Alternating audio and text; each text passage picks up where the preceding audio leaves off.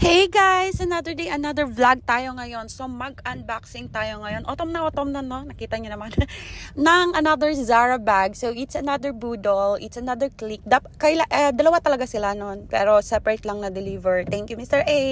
Salamat. So sobrang nakyutan talaga ako dito. Tapos sabi ko gusto ko rin yan. So yan at saka yan. So sabi naman niya okay fine. Ganyan. So yan siya. Akala ko malaki siya kasi medium. Yung pala ang liit, para siyang extra small. Kasya lang dyan yung aking pencil case na maliit. Ang aking charger, yun lang. Yan, $29.99 ulit, 'di ba? Ang ganda. Tas personalized siya. Meron siyang G, 'di ba? G as in me. Ayun, tapos meron siyang dalawang strap. Tapos pwede mo din siyang gawing handbag.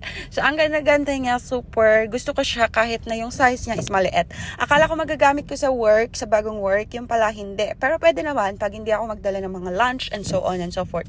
Bye guys! Thank you!